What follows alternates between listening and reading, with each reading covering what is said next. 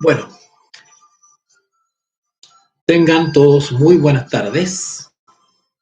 Retomamos y nos reconectamos otra vez para continuar con el análisis, comentario libre sobre la primera carta del apóstol Pablo a los Corintios. Hoy nos toca, Dios mediante, finalizar el capítulo 3 de esta carta. Primera de Corintios, capítulo 3, del versículo 11 en adelante. Ese va a ser nuestro desafío. Esperamos poder terminar este capítulo 3, es decir, debemos avanzar hasta el 23. Va a ser un grupo de versículos bastante rápidos de analizar, no son muy complicaditos, a la luz de lo que ya analizamos en la clase anterior. Así que pues antes de iniciar este análisis y comentarios, vamos a hacer una pequeña oración para eh, rogar por la supervisión, la compañía y la dirección de la persona del Espíritu Santo para que ésta nos ilumine y nos acompañe. Oremos. Bendito Dios y Padre, gracias en esta noche porque nuevamente nos permites, por tu gran misericordia, reunirnos otra vez en torno a estos medios para poder analizar, comentar y entender tu palabra. Te rogamos que la persona del Espíritu Santo nos acompañe y nos ilumine, no solamente a quien habla, sino también a aquellos que escucharán esta transmisión.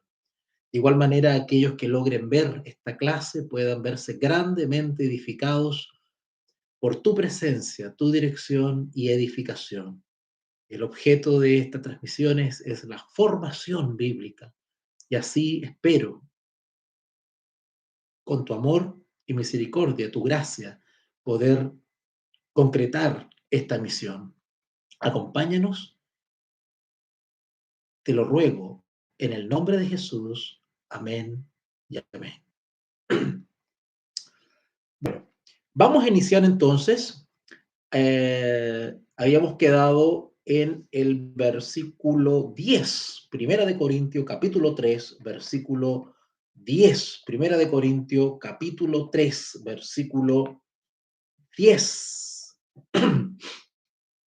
Y seguramente sus Biblias, Reina Valera 1960, está titulada Colaboradores de Dios, colaboradores de Dios. Y analizamos hace unos días atrás el objeto de estos versículos.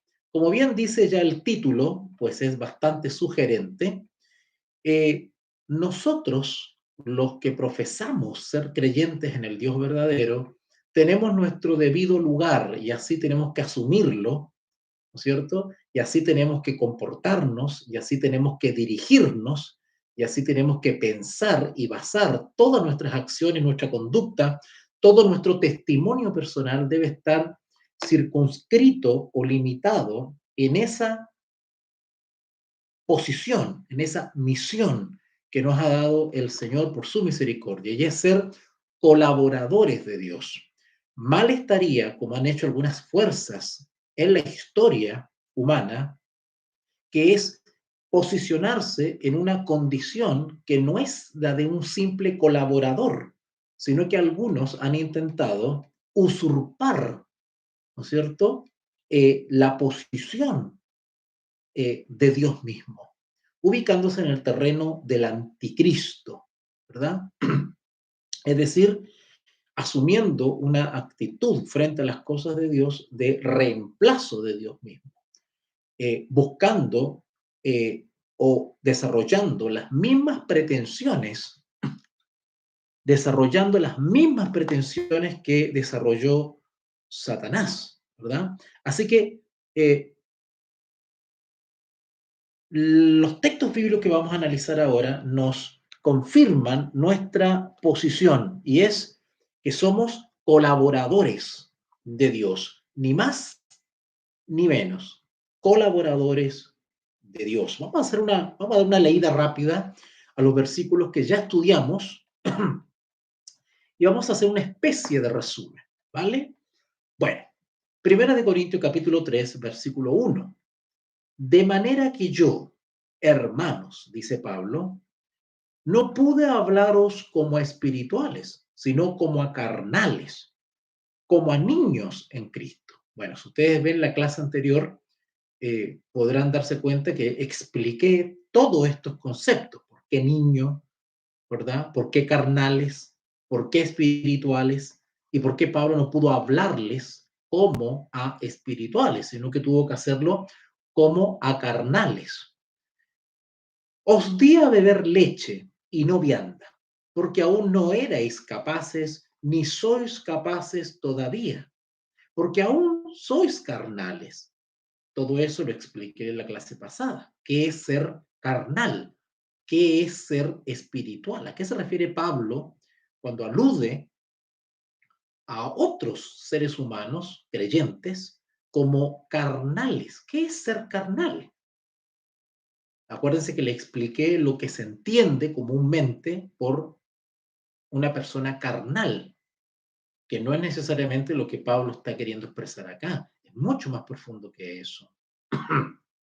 O qué es una persona espiritual. ¿A qué se refiere con eso de espirituales, ser espiritual? Bueno, todo eso lo expliqué en la clase anterior.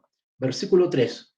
Pues aún sois carnales, pues habiendo entre vosotros celos, contiendas y disensiones, ¿no sois carnales y andáis como hombres? Porque diciendo el uno, yo ciertamente soy de Pablo, y el otro, yo soy de Apolos, ¿no sois carnales? ¿Qué pues es Pablo y qué es Apolo? Servidores por medio de los cuales habéis creído, y eso según lo que a cada uno concedió el Señor. Yo planté, Apolos regó, pero el crecimiento lo ha dado Dios. Así que ni el que planta es algo, ni el que riega, sino Dios, que da el conocimiento. Y el que planta y el que riega son una misma cosa, aunque cada uno recibirá su recompensa conforme a su labor. Todo esto está explicado en la clase anterior. Versículo 9. Porque nosotros somos colaboradores de Dios y vosotros sois labranza de Dios, edificio de Dios, conforme a la gracia de Dios que me ha sido dada. Yo, como perito arquitecto, puse el fundamento y otro edifica encima, pero cada uno mire cómo sobreedifica, porque nadie puede poner otro fundamento que el que está puesto. Y aquí entramos ya al versículo de hoy, ¿verdad? Ya estudiamos del 1 al 10 y ahora nos vamos del 11, si Dios quiere, hasta el 23. Así que, porque nadie, ese nadie, dice relación con todo ser creado por Dios, sean estos seres humanos o ángeles, porque nadie puede poner otro fundamento. Cuando habla de otro fundamento, evidentemente está hablando del Señor Jesús, de la fe en Jesucristo, en la persona de Jesús. porque nadie puede poner otro fundamento que el que está puesto, el cual es Jesucristo. Noten que el mismo versículo nos hace referencia de que el fundamento de nuestra fe es el Señor Jesús. ¿Qué quiere decir esto? Que desde la persona del Señor Jesús parten, emanan todas las verdades del Evangelio. Es más, no solamente del Evangelio, sino de toda la palabra de Dios, de toda la Biblia inspirada, de todo el canon inspirado.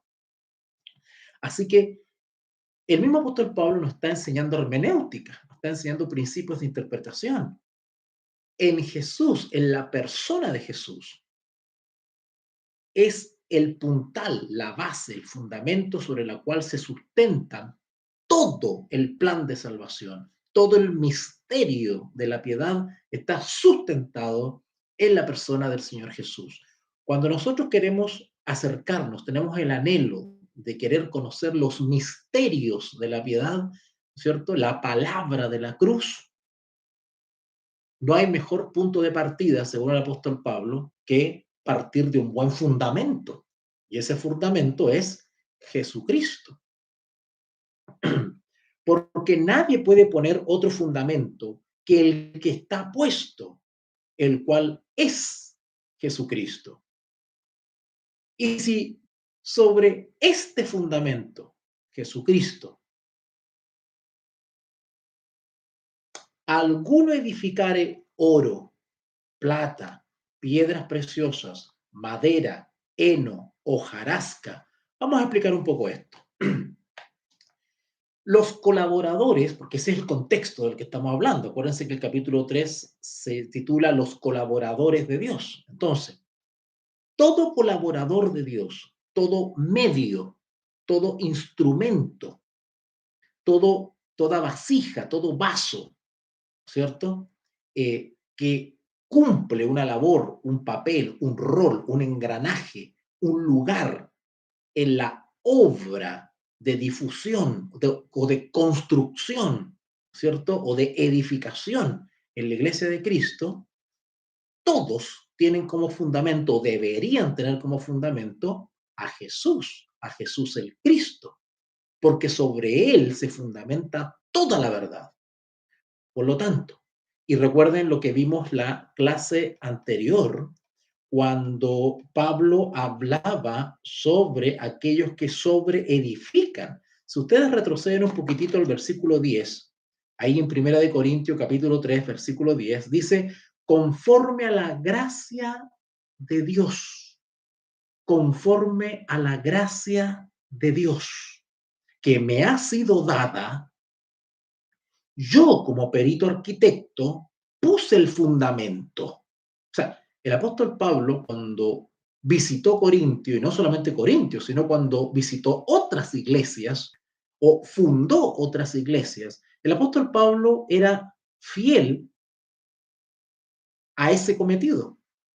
Lo que él hacía cuando visitaba una comunidad de fe era instalar el fundamento.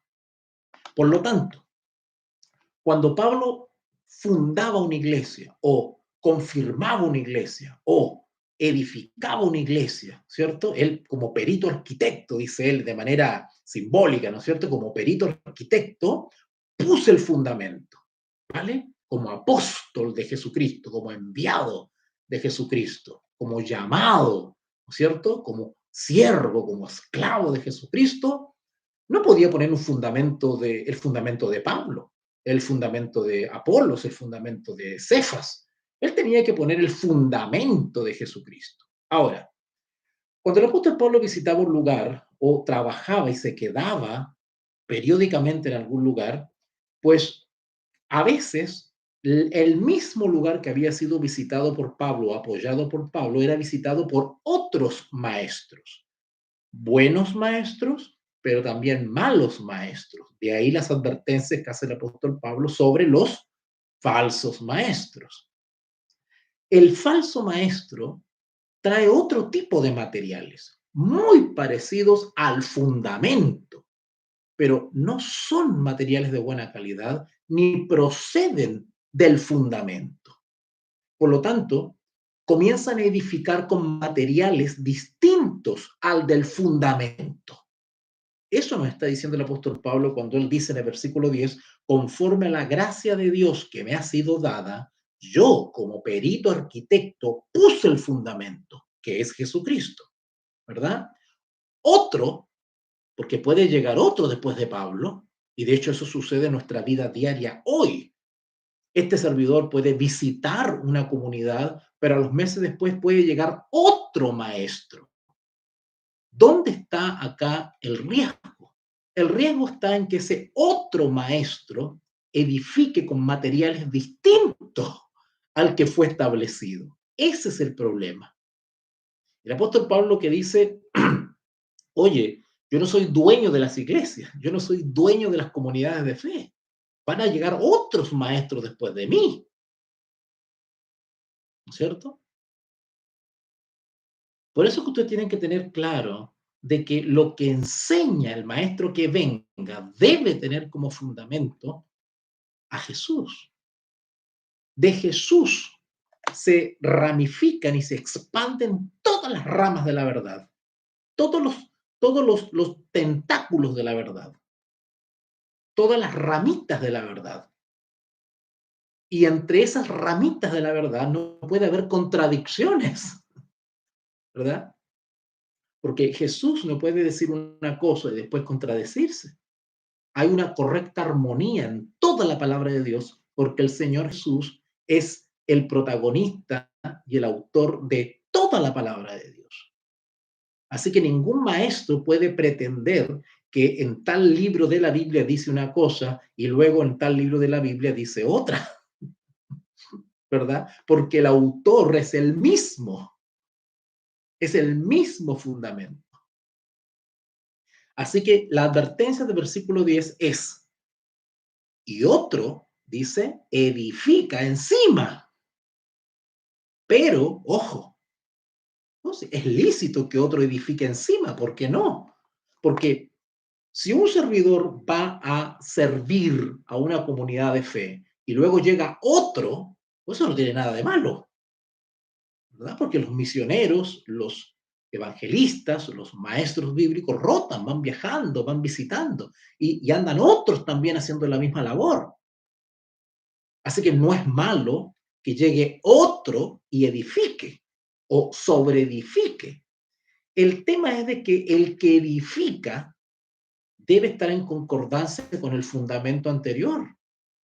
Debe haber una armonía entre el fundamento establecido y el que sobreedifica, porque el que sobreedifica complementa, robustece, confirma. ¿Se acuerdan del apóstol Pedro? Si no me equivoco, allá en Primera de Pedro, creo que era, cuando él dice, parafraseando un poco, ¿no es cierto? Dice, bueno, yo sé que estas cosas ustedes las saben, pero de todas maneras se las voy a volver a repetir, porque me interesa que ustedes estén confirmados, dice, en la verdad presente. A ver si vamos para allá al tiro, eh, para ser más exacto, ¿no es cierto? Para que entiendan esa idea del que edifica o sobreedifica. En segunda de Pedro, era segunda de Pedro capítulo 1, segunda de Pedro capítulo 1, versículo 10. Segunda de Pedro capítulo 1, versículo 10. Por lo cual, hermanos, tanto más procurad hacer firme vuestra vocación y elección, porque haciendo estas cosas no caeréis jamás. Porque de esta manera os será otorgada amplia y generosa entrada en el reino eterno de nuestro Señor y Salvador Jesucristo. Por esto, noten ahora, yo no dejaré de recordaros siempre estas cosas, aunque vosotros las sepáis. ¿Notaron? ¿Notaron que ya hay antecedentes, ya hay conocimiento, ya se ha edificado? Pedro no tiene problema en sobreedificar repetir. ¿Por qué? Porque el que repite o sobreedifica sobre la misma verdad, sobre el mismo fundamento, lo que está haciendo es justamente darle más solidez y robustez al edificio, al templo de Dios. ¿Se dan cuenta? Porque de esta manera os será otorgada, perdón, versículo 12, segunda de Pedro capítulo 1, versículo 12. Porque por esto, yo no dejaré de recordaros siempre estas cosas, aunque vosotros las sepáis y estéis confirmados en la verdad presente.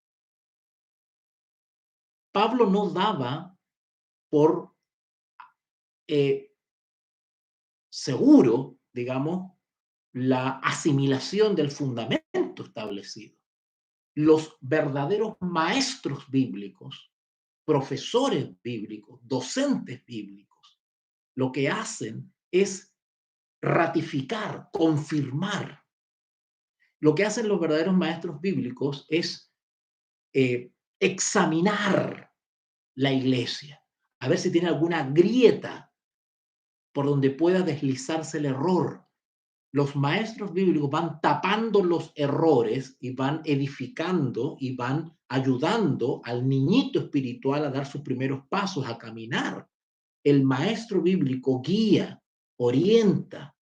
Eso es lo que hace. Y cuando visita una congregación, pues ve en qué flancos, ¿no es cierto?, están débiles, y el maestro bíblico robustece, confirma, afirma, ¿no es cierto?, repite, repasa ciertas cosas para solidificar el fundamento, ¿cierto?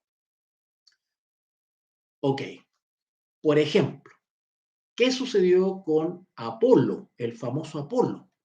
El famoso Apolo, si ustedes leen en libros Hechos de los Apóstoles, se describe como una persona que era poderosa en la escritura.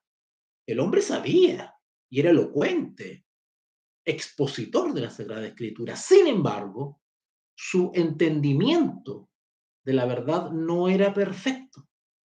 Tuvo que reunirse o juntarse con otros creyentes para ser encaminado, encarrilado, perfeccionado. Es decir, Apolo fue reedificado. ¿Se dan cuenta? Muchos de los que van a ver esta transmisión deben saber algunas cositas del Evangelio, claro que sí. Muchos de ustedes han estado años leyendo y estudiando y meditando la palabra de Dios. Sin embargo, no todo lo saben o no todo lo comprenden tan profundamente como creen. Y eso implica también un poquito de humildad, no autosuficiencia o autoengaño, que es lo que vamos a ver ahora. Siempre tenemos que tener presente que el entendimiento o conocimiento o discernimiento de la Biblia es algo que va a durar toda la eternidad. Nunca vamos a dejar de entender o sorprendernos del misterio de la piedad. Jamás. Nunca cometamos el error de que ya lo sabemos todo, de que ya entendemos todo y que no necesitamos más instrucción. Nunca caigamos en eso. A veces yo le doy el ejemplo de el famoso filósofo Sócrates, ¿no es cierto?, que tenía la famosa frase, ¿no es cierto?, solo sé que nada sé, ¿verdad? La famosa frase de Sócrates, ¿eh? Solo sé que nada sé, ¿ok? Bueno, ¿qué quería decir eso de solo sé que nada sé? ¿Verdad? Y por eso a Sócrates se le considera históricamente, la historia del pensamiento, como uno de los grandes maestros, grandes sabios, ¿verdad? Ahora, ¿por qué les pongo el ejemplo de Sócrates? Porque Pablo justamente habla de los sabios del mundo. Si Sócrates, por ejemplo, es considerado uno de los grandes sabios, de los grandes pensadores, de los grandes maestros, ¿no es cierto? ¿Verdad? Y que ciertamente, si ustedes se dan la oportunidad de leer, ¿no es cierto?, los diálogos socráticos, ¿verdad? Hay cosas muy útiles, muy bonitas que uno puede rescatar. Y sin embargo, esa sabiduría queda corta ante la sabiduría de Dios, ¿verdad? ¿Qué quería decir Sócrates cuando dijo solo sé que nada sé? ¿Verdad? Él lo que estaba queriendo enseñarle a sus alumnos es que simplemente nunca dejamos de sorprendernos de lo mucho que nos falta por aprender. Por más que sepamos muchas cosas, siempre tenemos cosas que no sabemos y debemos aprender. Por lo tanto, mal estaría gloriarnos o jactarnos, ¿no es cierto? Porque siempre va a haber alguien que sabe más que nosotros, ha experimentado más que nosotros en términos humanos, ¿verdad? Porque nunca vamos a poder a equipararnos o lograr el nivel de sabiduría y conocimiento de nuestro Dios, nuestro Creador. Así que como seres humanos, mal estaría estarnos compitiendo entre los propios congéneres, sería una necedad, una imprudencia. Entonces, el apóstol Pablo, ¿no es cierto?, habla en este sentido de que debemos ser mesurados en eso. Vuelvo otra vez a Primera de Corintios. Vamos para allá. Primera de Corintios, capítulo 3, versículo 10. Conforme a la gracia de Dios que me ha sido dada, yo, como perito arquitecto, puse el fundamento y otro edifica encima. Pero cada uno mire cómo sobreedifica. Ojo, ojo. Esto es una cosa impresionante y es algo es una muralla que es muy difícil de derribar o es una muralla muy difícil de saltar, porque cuando la autosuficiencia, la actitud autosuficiente o la condición de autosuficiencia está mezclada con otras cosas que son muy difíciles de eliminar. La autosuficiencia, ¿cierto? Generalmente va acompañada de orgullo, de ceguedad y de vanidad. Por lo tanto, cuando una persona es autosuficiente, ¿no es cierto?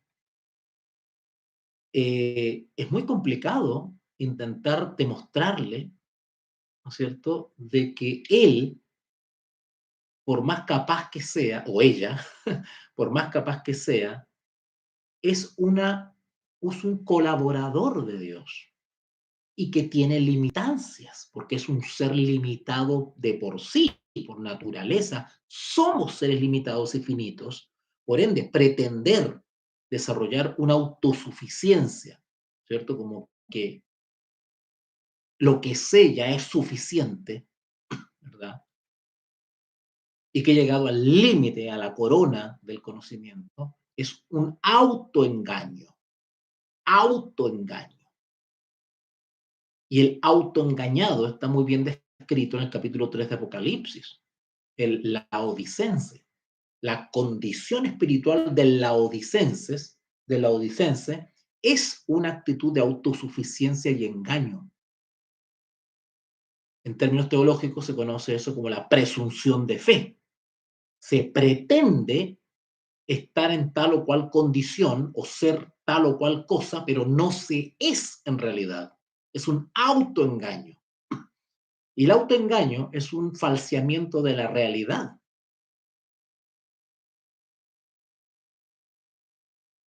No somos conscientes. El autoengañado, que es autosuficiente, no tiene conciencia de su propia condición. Es una persona que vive una irrealidad. Por eso que el autosuficiente, el autoengañado, el laodicense, no puede ver la realidad. ¿Cuál es esa? Su verdadera condición. Por eso que el Señor Jesús le dice al laodicense, colirio, yo te aconsejo que vayas a comprar colirio para que veas. Bueno, ¿y dónde se compra el colirio?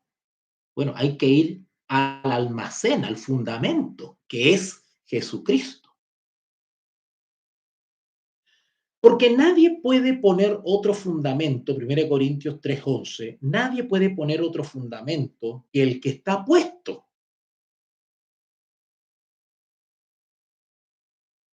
el cual es Jesucristo.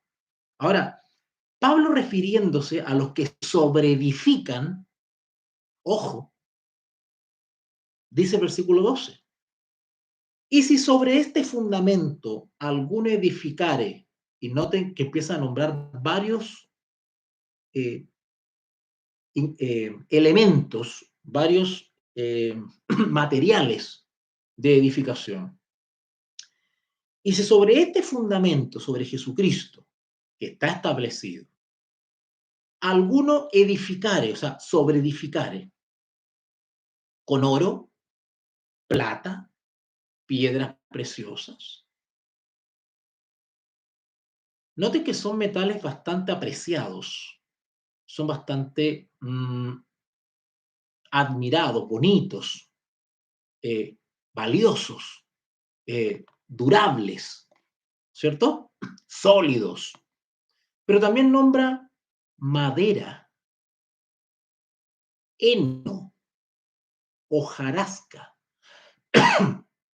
O sea que hay edificadores que pueden usar materiales de muy buena calidad, sobre edificar sobre el fundamento con materiales de muy buena calidad. Y ojo que cuando estoy hablando de edificar, estoy hablando de dos dimensiones. Los colaboradores de Dios edifican o construyen, ¿no es cierto?, el templo, la casa. Y ese templo, esa casa puede ser entendida en una dimensión personal, la edificación personal, espiritual, y también una edificación comunitaria, colectiva, la iglesia. Cuando el apóstol Pablo habla del templo, edificar el templo o la casa de Dios, según el contexto, puede ser entendida mm, eh, mi persona como templo del Espíritu Santo es edificada espiritualmente, pero también la iglesia de manera comunitaria también es edificada espiritualmente. Entonces, los colaboradores de Dios, los medios de Dios, cuando edifican, no solamente están edificando una congregación, una iglesia, sino que están edificando personas particulares porque la iglesia está conformada por personas, ¿vale? Así que valga la explicación para entender de una manera restringida, pero también de una manera más amplia, esto de edificar. Cuando hablamos de edificar, edificamos evidentemente al cuerpo de Cristo, pero el cuerpo de Cristo está conformado por personas, ¿ok? Entonces, cuando dice acá, y si sobre este fundamento, que es Jesucristo, alguno edificare oro, plata, piedras preciosas, es decir, hay colaboradores que pueden hacer bien su trabajo con buenos materiales, dignos del fundamento, pero puede haber otros colaboradores o medios humanos que pueden construir con elementos deficientes, no dignos del fundamento. Madera, heno, hojarasca. Bueno, y ustedes conocen la famosa parábola, ¿no es cierto?, esta de que edificó, ¿no es cierto? ¿Se acuerdan ustedes? Que la casa se vino el viento y se cayó y el otro no, etcétera, etcétera. Bueno, sigue diciendo el versículo 13. La obra o el trabajo o el testimonio o la conducta, todo eso se puede aplicar a la palabra obra. ¿No? Cuando Pablo habla de la obra, ¿no es cierto? Está hablando de no necesariamente de trabajo laboral con salario, no, eso no es obra. Nosotros acostumbramos a hablar ahora no, está trabajando en la obra, ¿no es cierto? El obrero que trabaja armando un edificio, literalmente, está en la obra de construcción. No, no, no, no, no. Cuando Pablo habla de la obra, se está refiriendo a mi conducta, mi quehacer, mi testimonio personal, mi estilo de vida, esa es la obra. Pero también se aplica al trabajo misionero, al trabajo como servidor de Dios. ¿Ok? Ok. La obra de cada uno se hará manifiesta, es decir, será notoria o quedará expuesta o será observada. Eso quiere decir cuando el apóstol Pablo dice, la obra de cada uno será manifiesta. Manifiesta quiere decir que será revelada, se mostrará como es, a ver si es genuina o no es genuina. Eso es, se manifiesta. La obra de cada uno se hará manifiesta porque, porque el día la declarará. ¿Qué quiere decir esto? ¿Qué quiere decir que nuestra obra, es decir, nuestro actuar, nuestra conducta como hijo de Dios, será declarada, será manifestada? Llegará el momento, llegará el punto en el cual nuestra profesión como colaboradores de Dios, como medios, va a ser evaluada, va a ser expuesta. Bueno, a ver, pongamos sobre la mesa tu testimonio personal como supuesto hijo de Dios. ¿Eres genuino o no eres genuino? Eso se llama juicio, donde cada uno va a ser evaluado, pesado en balanza, porque cada uno recibirá conforme a su obra, es decir, las obras, es decir, la conducta, el testimonio como supuesto hijo de Dios va a ser evaluada. La obra de cada uno se hará manifiesta, notoria, porque el día la declarará. Bueno, cuando dice el día, ¿qué se refiere a eso cuando dice que el día la declarará? Que el día, ¿qué día? ¿Qué día? Bueno, vamos rapidito. Primera Tesalonicenses, capítulo 5. Primera Tesalonicenses, capítulo 5, versículo 4. Primera Tesalonicenses, capítulo 5, versículo 4. ¿A qué se refiere cuando dice que nuestras obras serán declaradas, serán manifestadas porque el día lo manifestará? Claro, en el día hay luz, en el día está el sol. Por lo tanto, la luz revela cómo es realmente la persona, la obra de cada uno. Vamos a ver a qué se refiere. Primera Tesalonicenses capítulo 5, versículo 4. Mas vosotros, hermanos, no estáis en tinieblas. Obvio, eh, para que aquel día, otra vez, ahí está, el día. ¿Qué día? El día os sorprenda como ladrón. Porque todos vosotros sois hijos de luz e hijos del día. No somos de la noche ni de las tinieblas. Por tanto, no durmamos. Eso de dormirse, acuérdense de la parábola de las 10 vírgenes, eso de dormirse es seguir profesando que uno es cristiano, pero relajarse, ¿cierto? Quedarse con la profesión, con la postura, la imagen, la forma, el envoltorio de cristiano, pero realmente no serlo. Eso es dormirse, ¿vale? Recuerden la parábola de las 10 vírgenes. Las 10 vírgenes esperaban al maestro, creían en el maestro, pero se relajaron, relajaron su preparación. Eso es dormirse. Mas vosotros, hermanos, no estáis en tinieblas. Estoy en primera Tesalonicenses 5, 6. 5, 6. Por tanto, no durmamos como los demás, sino velemos y seamos sobrios. ¿Ok? Me faltó leer un poquitito, se me fue. Se me fue. Ok, primera Tesalonicenses capítulo 5, versículo 8. Pero nosotros que somos del día, seamos sobrios, habiéndonos vestido, símbolo de la justicia de Cristo, con la coraza de fe, de amor y con la esperanza de salvación, etcétera, etcétera, etcétera. El día es el día en que nuestra obra sea sometida a juicio. Ese es el día. El día es el día de la manifestación gloriosa, ¿no es cierto? Dios. 1 Corintios, vuelvo para allá, 1 Corintios 3, 13. 1 Corintios 3:13.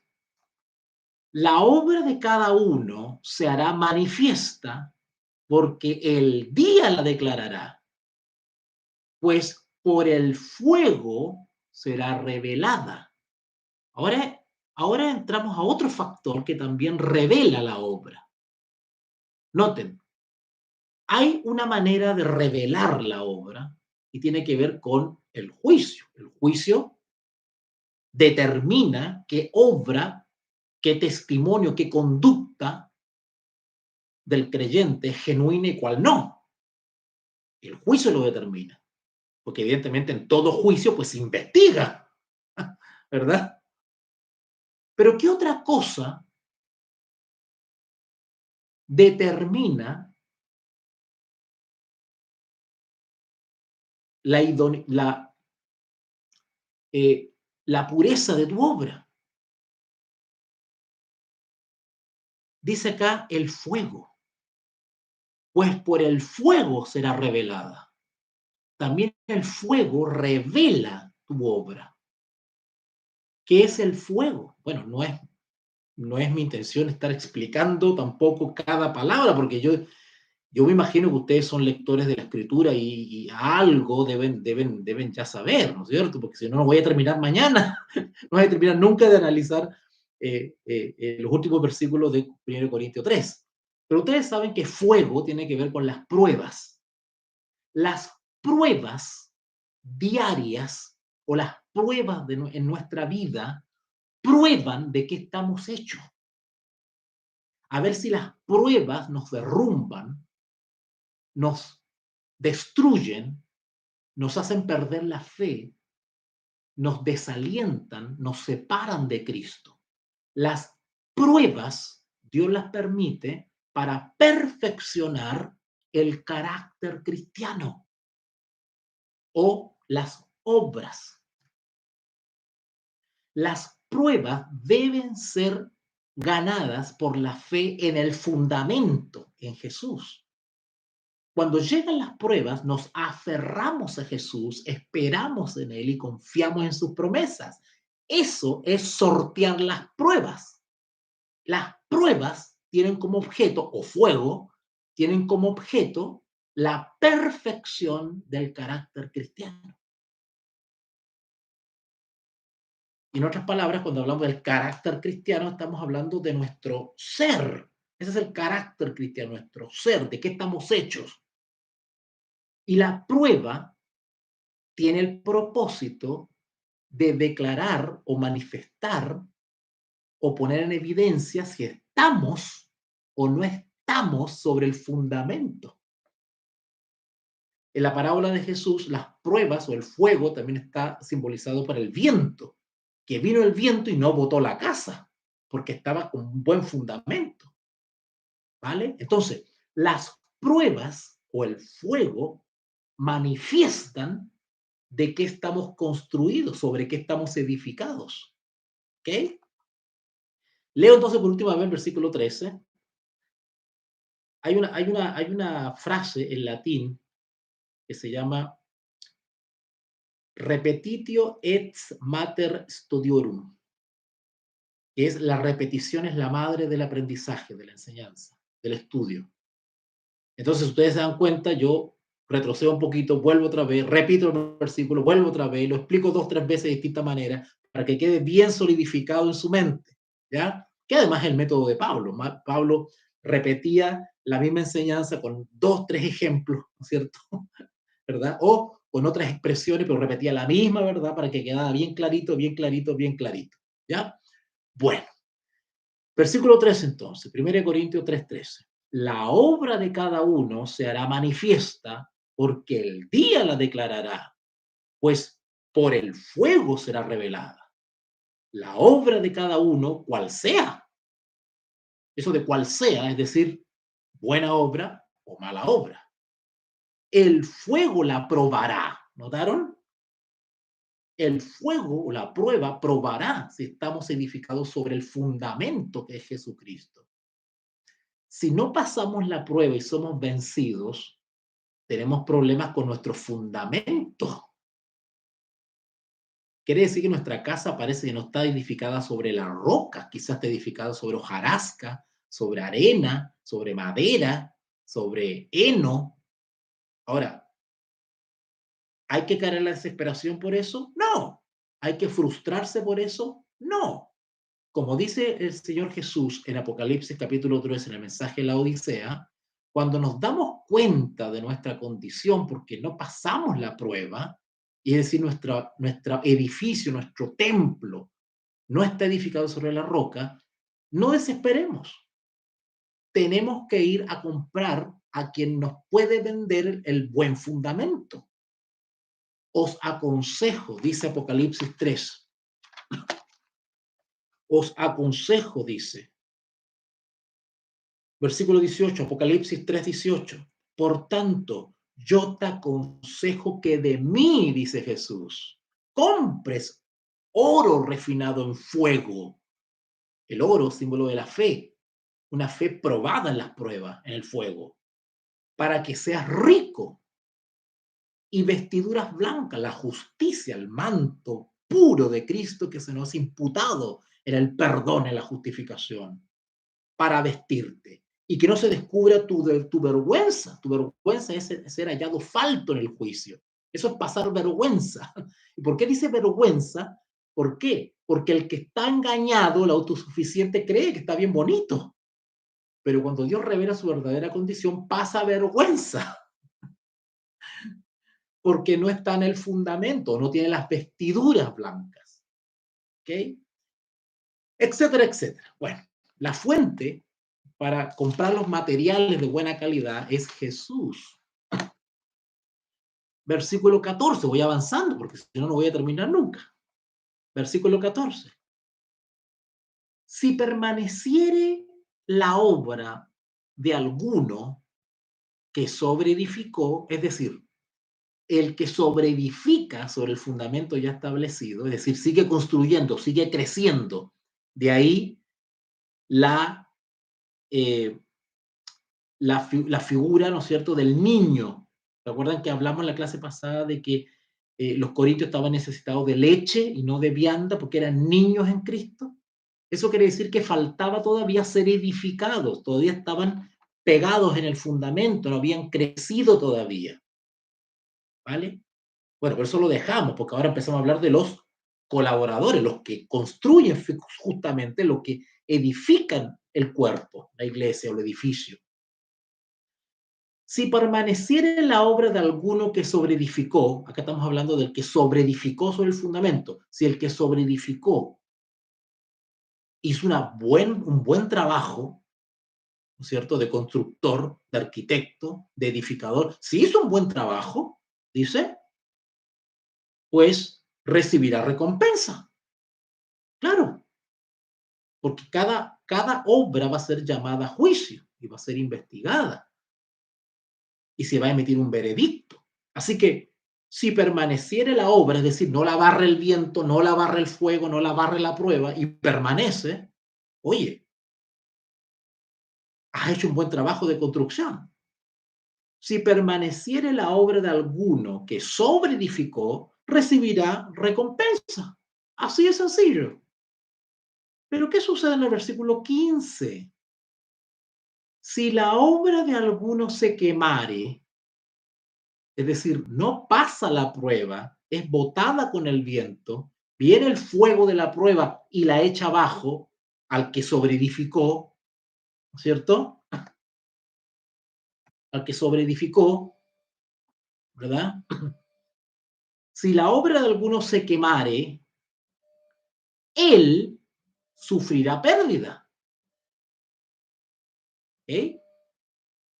Bueno, esto podemos interpretarlo de dos maneras. No solamente sufrirá una pérdida el que fue edificado con materiales de mala calidad, y noten que eso de material de mala calidad se está refiriendo a una mala enseñanza. Edificar la fe con una mala enseñanza no basada en la palabra de Dios, cosas que no tienen fundamento en la palabra de Dios, Eso es es un mal material de edificación. ¿Qué otra cosa también es edificar con malos materiales, con malos materiales? Bueno, enseñar la palabra de Dios, que el instrumento que enseña destruye esa enseñanza con su mal testimonio, porque es inconsecuente.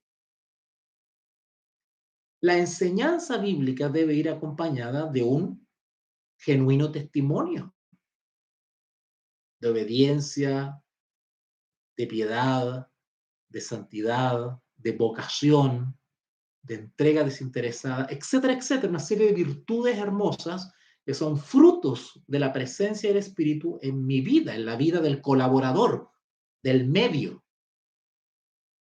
Así que si la obra de alguno se quemare, él sufrirá pérdida. No solamente tiene una pérdida el que fue mal edificado, sino que también el que edifica mal. Sin embargo, sin embargo, quien edifica mal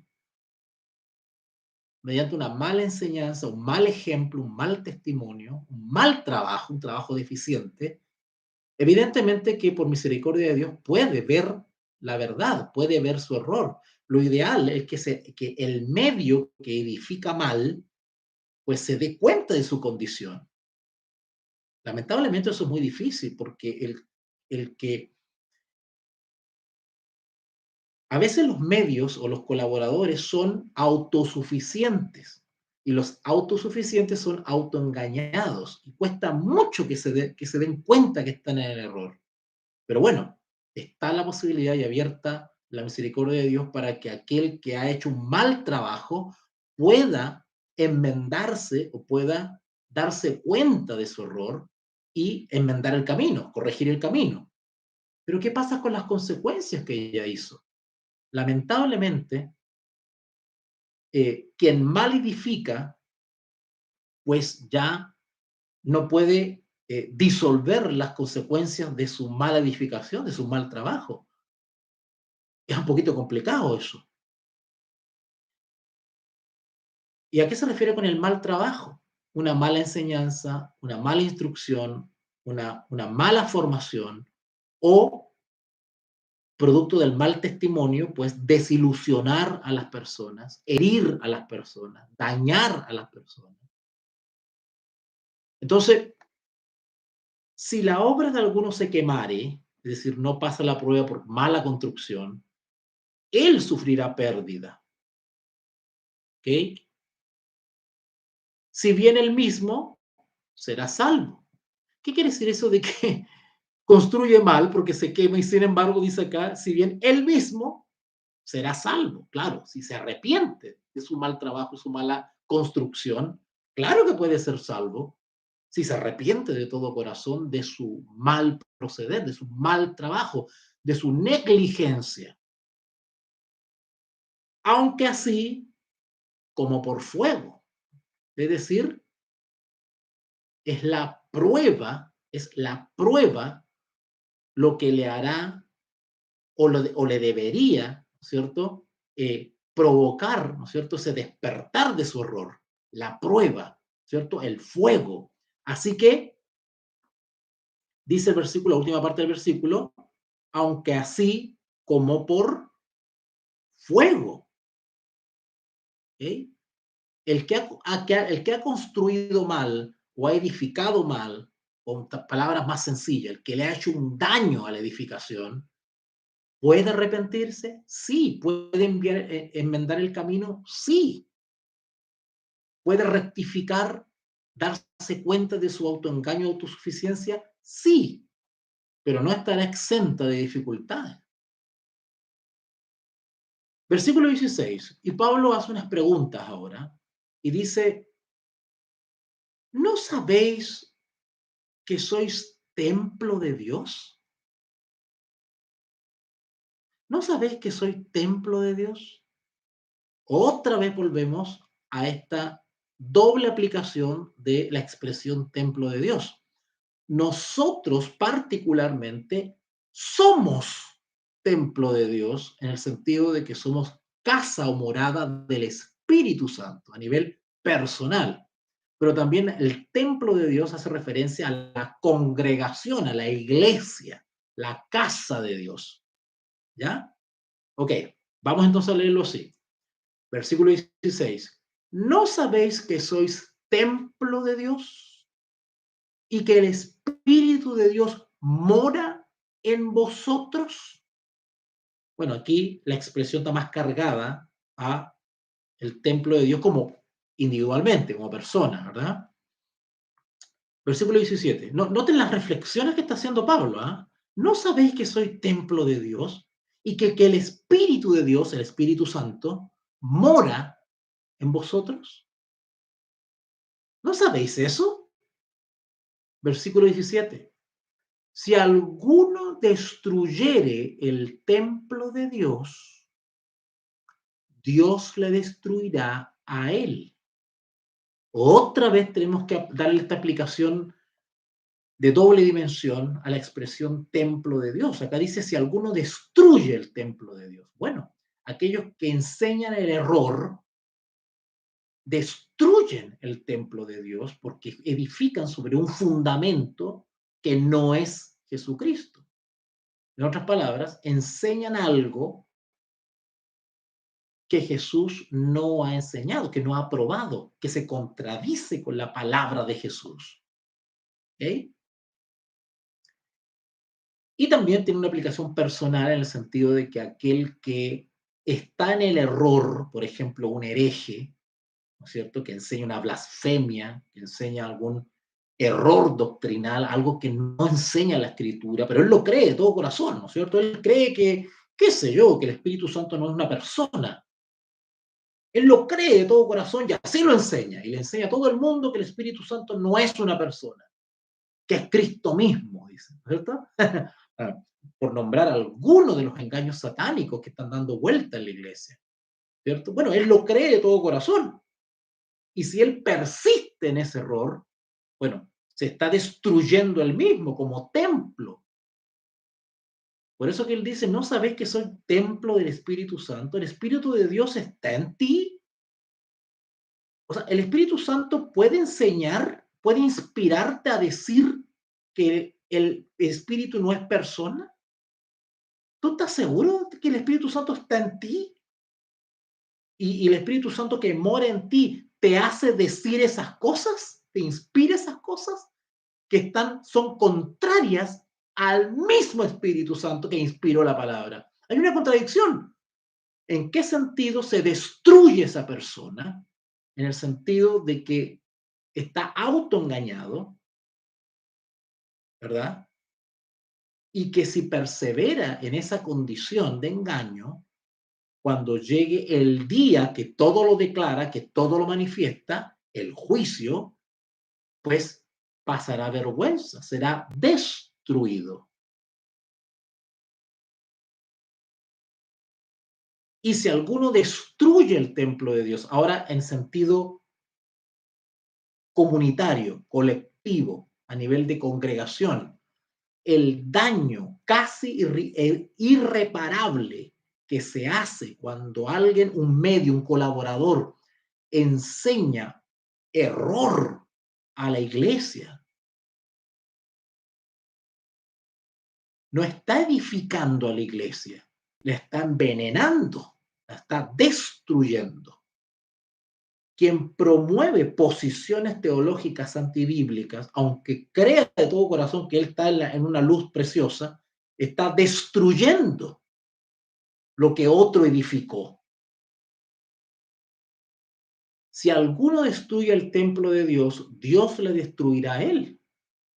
Porque el templo de Dios, el cual sois vosotros, santo es. En el libro Apocalipsis se describe a las falsas enseñanzas como doctrinas de demonios, espíritus inmundos. Es decir, enseñanzas o doctrinas que no están inspiradas por el Espíritu Santo, sino por espíritus de demonios.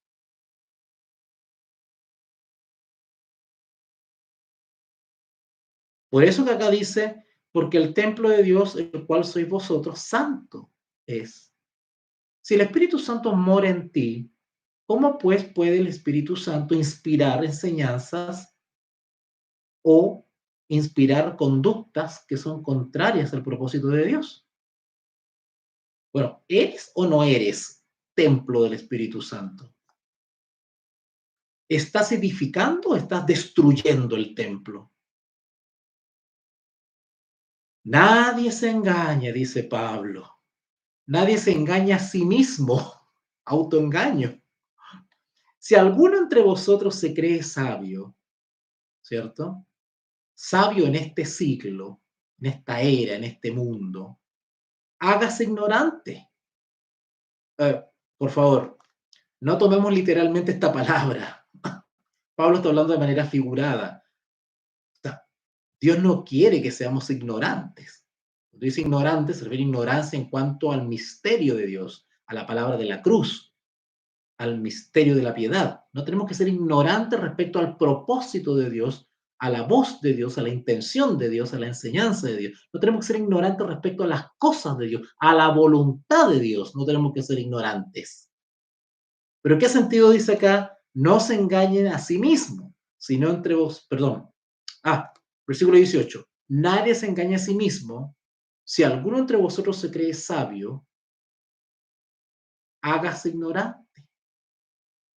Cuando dice, si alguno de ustedes se cree sabio, es decir, alguno que está autoengañado con la autosuficiencia, creer que ya lo descubrió todo, que ya lo sabe todo, ¿no es cierto? Y es más, hay algunos que en esa autosuficiencia, pues generan información o conclusiones o especulaciones o teorías que se escapan a lo revelado en la palabra de Dios. Por ejemplo, aquellos que establecen fechas para la segunda venida de Cristo. Por ejemplo, entre otros engaños satánicos que están dando vuelta en la iglesia, ¿verdad? ¿Por qué?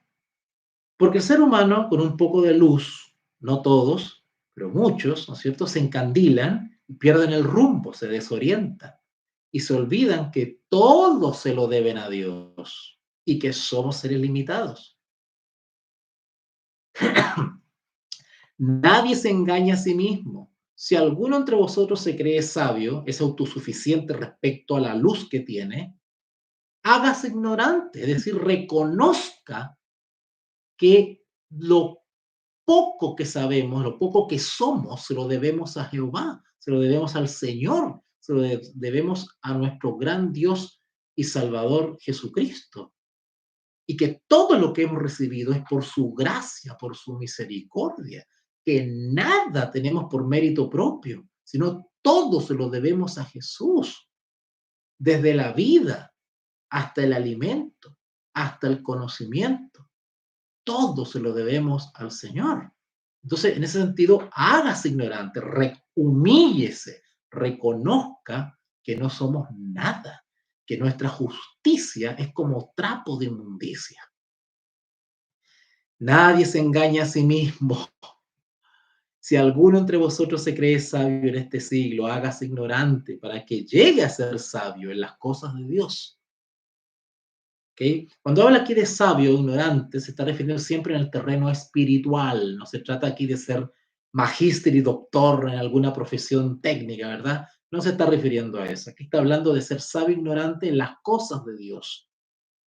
Recuerden que conocimiento es gnosis, pero hay un término en griego que es epignosis. Epignosis quiere decir ser más que o sea, conocimiento tiene que ver con un conocer lineal, superficial, general, común. Pero la epignosis es un conocimiento más profundo que tiene que ver con el discernimiento, con ahondar en los misterios de Dios, ¿cierto? Lograr o obtener un conocimiento que está íntegramente inspirado por el Espíritu. ¿No? Conocer, cualquiera puede conocer. Uno se lee una biblioteca completa y conoce muchas cosas. Pero la epignosis, el conocimiento, la sabiduría de la cual habla Pablo, tiene que ver con las cosas espirituales. Es decir, discernir la profundidad de la enseñanza del Señor. ¿A dónde apunta? ¿Qué quiere decir? ¿Qué espera de mí Él?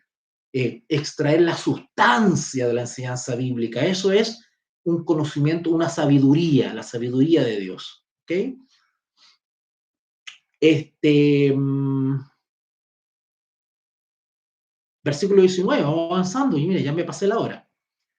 Y otra vez, dice Pablo, el Señor conoce, a ver, me equivoqué, versículo 19, 1 Corintios 3:19, porque la sabiduría de este mundo es insensatez para con Dios. O sea, a ver, en términos simples, imaginemos o recordémonos de la persona más sabia que conozcamos. Puede ser nuestro abuelo, nuestra abuela, puede ser un profesor, puede ser un pensador, puede ser un filósofo, un escritor, ¿no es cierto? O sea, ni aún la persona más sabia que podamos reconocer en esta tierra, aún sus elucubraciones, sus pensamientos y su obra, ¿no es cierto? Sus obras maestras, sus obras completas, sus análisis, todo eso queda corto ante la sabiduría de Dios. En ese sentido, cualquier de los llamados sabios de la tierra pueden decir cosas muy útiles y muy sensatas, quedan cortos ante la sabiduría de Dios. Porque la sabiduría de este mundo es insensatez para con Dios, pues escrito está, Él prende. Eso de prende es como Él desbarata, ¿ah? Él deshace, ¿verdad? Él prende a los sabios en la astucia de ellos. ¿Vale? ¿Vale? Él prende, ¿no es cierto?, a los sabios en la astucia de ellos. Y otra vez, dice el versículo 20, el Señor conoce los pensamientos de los sabios. Claro, el Señor conoce hasta lo profundo de nuestros pensamientos. ¿Cómo no va a conocer lo que piensan los sabios? Si todas las creaciones intelectuales de los sabios son producto de talentos que Dios ha dado, mal estaría desafiar a Dios con los mismos talentos que Él me ha dado. Aunque muchos sabios de la tierra no reconocen a Dios. Pero el hecho es de que aún los grandes pensadores y los grandes sabios de la tierra le deben esa sabiduría y esos talentos al Dios creador, que le ha proporcionado esas capacidades. Solo que los grandes sabios de la tierra no ponen al servicio de Dios esa sabiduría que tienen. Cosa que le pasaba a los griegos, por ejemplo. Si ustedes leen, bueno, si tienen la oportunidad de leer a algunos pensadores griegos, unos filósofos griegos, escriben cosas realmente hermosas, muy bonitas. Y la manera de ellos de razonar y de lucubrar las ideas realmente sorprenden por su habilidad, su inteligencia, pero no reconocían al Dios verdadero. Ahí estaba su problema. Estuvieron tan cerca. Versículo 20. Y otra vez, el Señor conoce los pensamientos de los sabios, que son vanos. Así que ninguno se gloríe, se jacte, ¿verdad? Ninguno se gloríe en los hombres, por más sabios que sean, ¿verdad?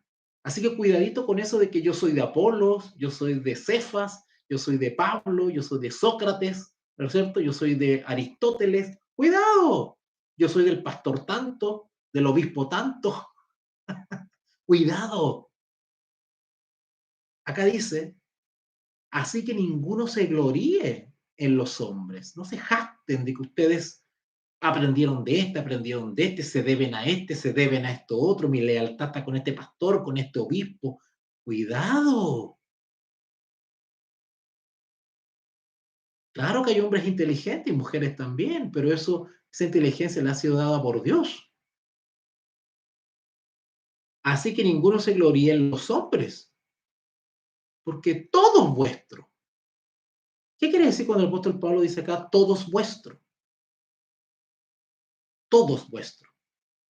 Bueno, La inteligencia y la sabiduría dada a algunos hombres, a algunos sabios de esta tierra, ha sido dada para beneficio nuestro. Tampoco tenemos que menospreciarlo. Dios usa a muchos hombres, seres humanos, incluso sin saberlo, muchos incrédulos, muchas personas que no creen en Dios, han sido usados por Dios. ¿Cuántos científicos eh, han desarrollado cosas útiles para el ser humano con la inteligencia que Dios les dio? Y sin embargo no creen en Dios, ¿verdad? Acá dice, así que ninguno se gloríe en los hombres, porque todo es vuestro, es decir, todo ha sido para nuestro servicio. Nos podemos beneficiar de muchas de esas cosas, pero la gloria es para Dios, no para ese hombre inteligente. Y luego el apóstol Pablo sigue desarrollando esta idea en el versículo 22, y ya vamos terminando, y dice algo increíble, hermoso. Dice, sea Pablo, sea Apolos, sea Cefas, sea el mundo, sea la vida, sea la muerte, sea lo presente o sea lo porvenir, todo es vuestro. Todo está a nuestro servicio, a nuestra disposición. ¿Okay? Y vosotros de Cristo. No somos de Cefas, no somos de Pablo, no somos de Apolo, no somos del pastor tanto, del obispo tanto, de la iglesia tanto, de la congregación tanto. Somos de Cristo, somos de Cristo. Si bien humanamente, desde el punto de vista jurídico y administrativo, tenemos pertenencias, ¿no es cierto? Algunos pertenecen a la iglesia tanto, tanto, otros a la iglesia tanto, tanto, otros fueron formados por el pastor tanto, tanto, y le tenemos cariño al obispo tanto, tanto, pero hasta ahí llega. Eso tiene un límite. Nuestra pertenencia, nuestra identidad del punto de vista espiritual es de Cristo. Somos de Cristo. Si nos diesen a elegir entre el obispo tanto, que le tenemos tanto cariño, entre el pastor tanto, que le tenemos tanto cariño, entre las epístolas de Pablo y las cartas de Pedro, entre la iglesia tanto y la congregación tanto, si nos dan a elegir entre todos ellos y Jesús, nos quedamos con Jesús. Y si tenemos que cortar con el obispo tanto, y con el pastor tanto, y la congregación tanto, por Jesús hay que hacerlo, porque nuestra pertenencia es de Jesús. Él, Jesús, es nuestro referente, nuestro guía, nuestro ejemplo, nuestro maestro y nuestra fuente de sabiduría. Jesús, Jesús. Y vosotros de Cristo, y Cristo de Dios. Cuando dice Cristo de Dios, ¿cierto? Está señalando la hermosa y perfecta unión entre el Padre y su Hijo. Cristo de Dios. ¿Se acuerdan cuando Jesús decía, yo he venido? De donde yo he venido. Jesús hacía referencia a donde Él ha venido, ¿cierto? De manera figurativa, ¿no es cierto? Que Él vino del seno del Padre, del trono de Dios, ¿cierto? Haciendo alusión a su naturaleza divina, a su procedencia desde la gloria, ¿no es cierto? Bueno, vamos a dejarlo hasta acá. Yo espero que de alguna manera, ¿no es cierto?, imperfecta, de alguna manera imperfecta, porque no, nadie es perfecto para explicar la palabra de Dios. O sea, uno depende del don del Espíritu, del don de la enseñanza para poder transmitir estas cosas, ¿verdad? Son cosas maravillosas, cosas celestiales. Pero bueno, espero que le haya servido, que aquellos que vean este video de manera diferida puedan verse grandemente ilustrados, formados, educados, iluminados, y por qué no también experimentar un gozo y una satisfacción de la llenura de poder estar bien alimentados en la palabra de Dios. Esperando el próximo lunes, vamos a seguir con el capítulo 4 de Primera de Corintios. Oye, va a estar buenísimo, lo vamos a hacer un poco de publicidad, a ver. Va a estar buenísimo, se los prometo, porque vamos a hablar de el ministerio de los apóstoles. ¡Wow! Vamos a hablar de eso el próximo lunes, si Dios quiere. Los espero a las 19 horas. Acuérdense que vamos a seguir estudiando Corintios los lunes y los viernes. Los lunes y los viernes. ¿Ya? No hago transmisión el resto de los otros días porque tengo otros compromisos, otros estudios, otros seminarios, otras clases. Entonces, Corintios, vamos a transmitir por Facebook y YouTube lunes y viernes desde las 19 horas, si el Señor así lo permite. Continuaríamos entonces con 1 Corintios capítulo 4, el ministerio de los apóstoles. Va a estar inmensamente interesante. Vamos a descubrir cosas increíbles al analizar en detalle estos versículos. Tarea para la casa, a leer el capítulo 4 de 1 Corintios, para que no estén tan perdidos y nos enchufemos rápido cuando iniciemos la clase. Agradezco a todos aquellos que me apoyan, se acuerdan de mí, no me han abandonado. Mes a mes se acuerdan de apoyar mi trabajo de enseñanza. Su donación es mi salario. Les agradezco mucho, de todo corazón. Oremos. Bendito Dios y Padre, gracias porque nuevamente nos sentimos satisfechos, contentos de poder haber crecido espiritualmente al conocer más de tu palabra.